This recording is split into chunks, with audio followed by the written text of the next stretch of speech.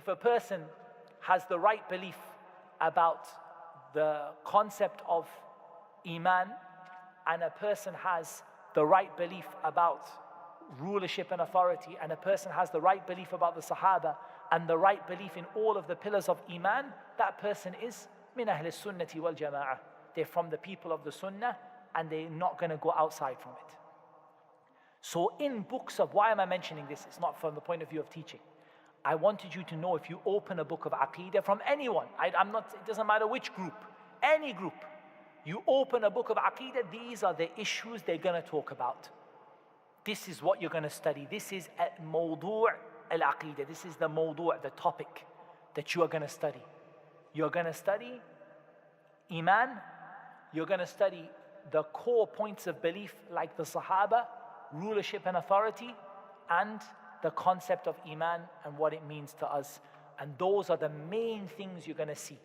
Now I've got a question for you. It's a little bit of a tricky one. In some of the books of Aqeedah, you might open the book and see from the Aqeedah of Ahl Sunnah, the people of the Sunnah, is wiping over the leather socks. Wiping over leather socks. Why is this in a book of Aqeedah? Because surely this is a fiqh issue, right? Wiping over the socks and wudu and al-masah al-khuffayn, and does it have to hold water or can it have a hole, and how big can the hole be, and does it have to be leather? This is mas'ala fiqhiyya, right? Far'iyya. It's a mas'ala fiqh. It's a books of Hanafi, Shafi'i, Maliki, all that. You're going to find this issue. Why do you open a book of Aqeedah and see from the Aqeedah of Ahl Sunnah is wiping over the socks, in the leather socks, al-khuffayn? Now, I want to see if I got a different person, and I want to come back to yes, Habib.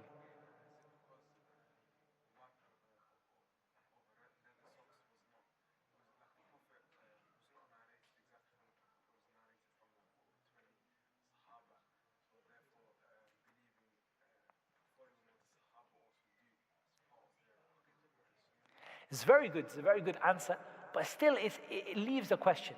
So the answer was that it was narrated from so many of the Sahaba that it became something firm in the religion, and following the Sahaba is a part of our Aqeedah. Following the Sahaba, no doubt. But still there are so many issues, right? Like praying 5 times a day, for example, has more narrations for it than wiping over the khuffayn. And it's still in the books of fiqh, zakah and all of that. Why this particular issue? You're almost there. There's a little addition to the end of it. There has to be something that made this be put alongside issues of Aqeedah now. The answer might be, from my answer, has it got something to do with logic? Because some of them, because some of the sects, if I'm not mistaken, like for example, the Ash'ari, they prefer their logic over the text, yeah. And I know the author of Ali radiallahu anhu, when he said that if the deen was based on our logic, we would wipe below the socks rather than above. Excellent. It's a very good answer also. Still we have something missing, but it's a very good answer. Is the athar of Ali bin Abi Talib, لو كان الدين بالرأي, if this religion was based on your opinion, wiping over the bottom of the sock, you would have wiped over the bottom of your socks, right? If it was based on logic, you would wipe over the bottom.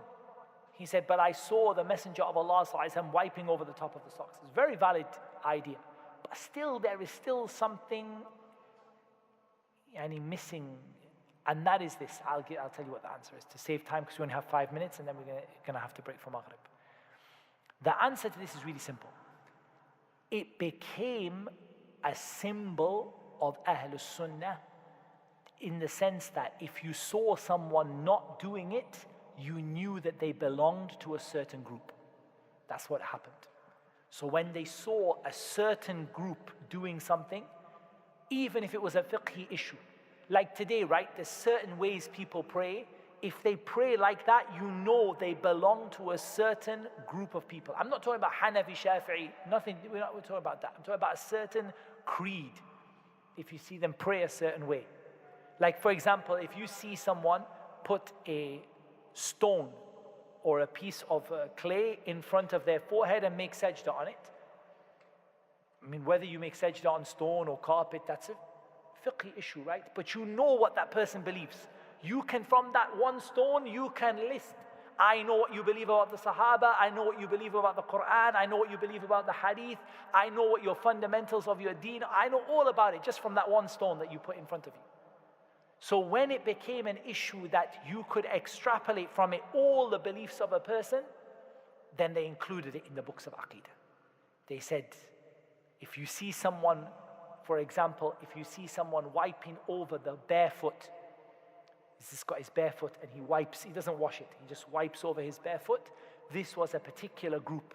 They used to do this, a particular Aqadi and a group with Aqeedah, they used to do this particular thing. So they included it like that. What about other names for this topic? What other names does this topic have? It could be called Aqeedah, it could be called I'tiqad, it could be called As-Sunnah. Not As-Sunnah meaning Hadith. Now we've got a problem.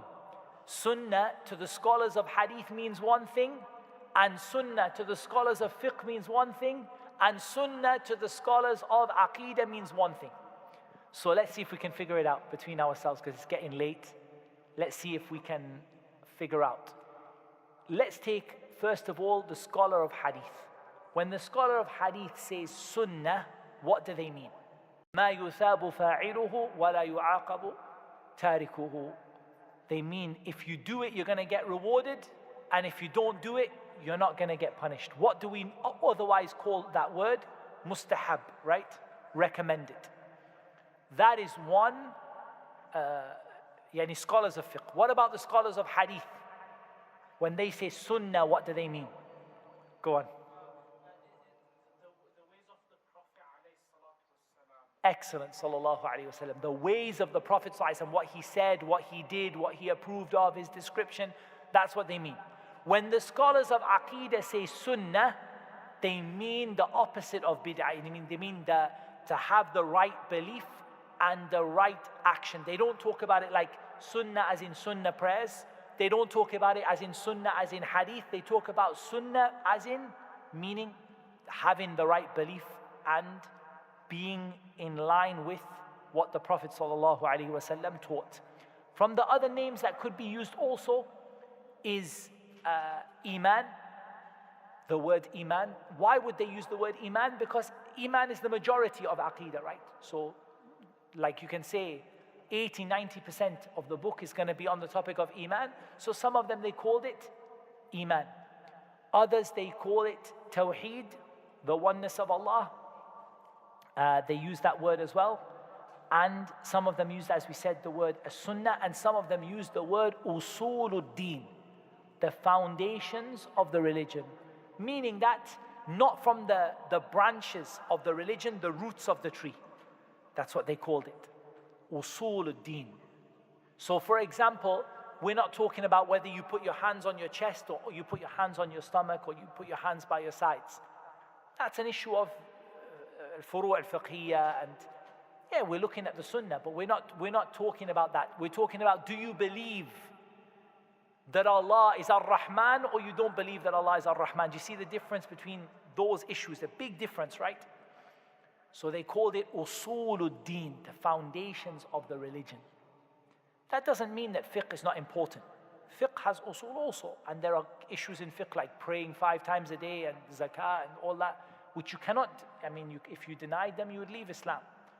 But it just means that the things that make you a Muslim in the first place, the fundamentals, they called it Usul ad-Din. And some of them called it, as we said, At-Tawheed, and they had other names for it as well.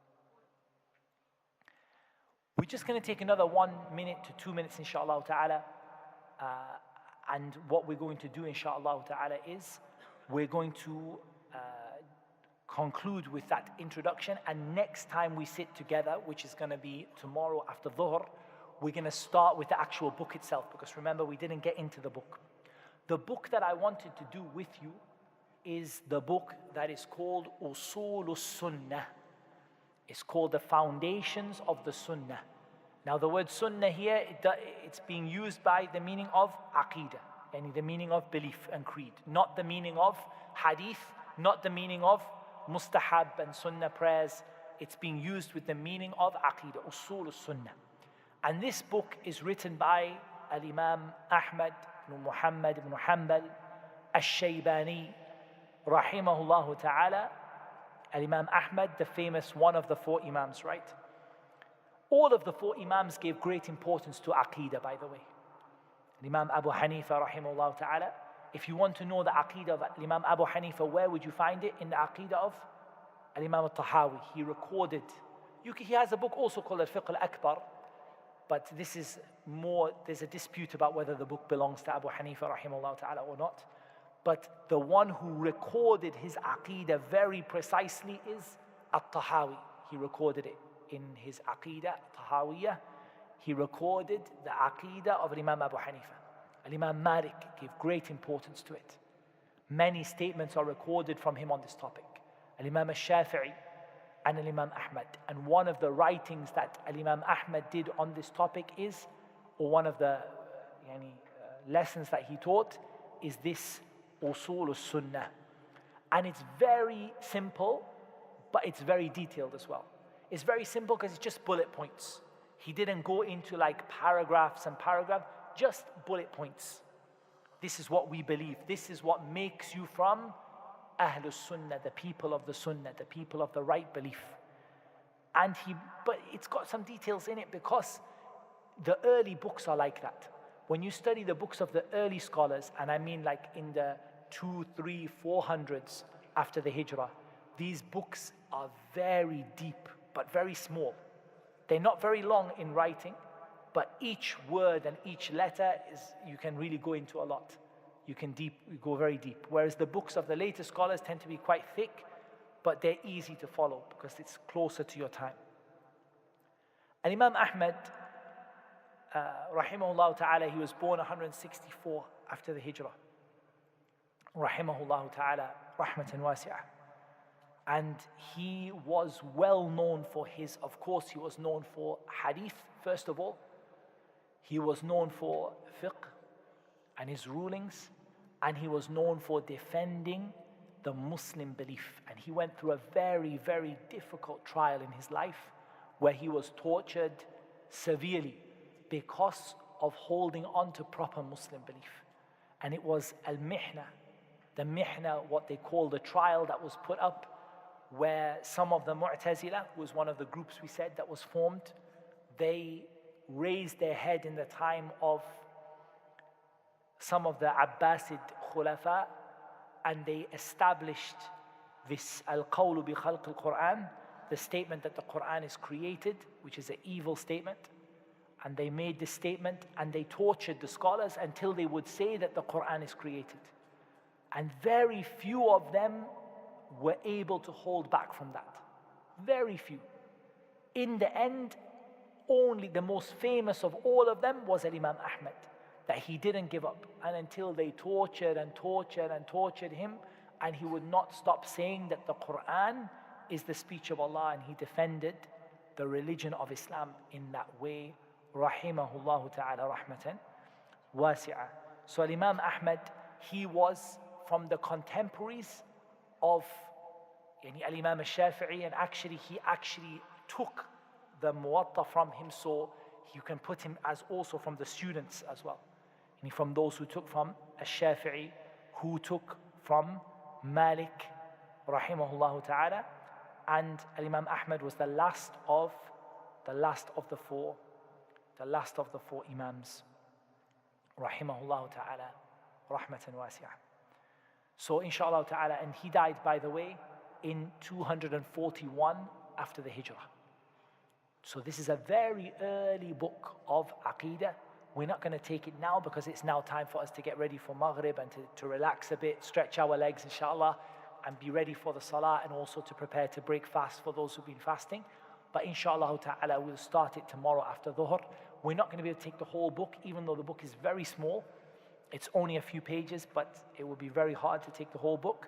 But we'll do a similar thing to what we did with Ta'zeem al-Ilm, a few points we'll go into detail, and the others we'll just read them and skip through them as quick as we can, inshallah. So we need about an hour to go into it, inshallah ta'ala, and to take some benefits from this book. One of the early books that's written about Muslim belief, this book of Imam Ahmad, which is called Usul as-Sunnah. That's what Allah Azza wa Jal made easy for me to mention for this evening.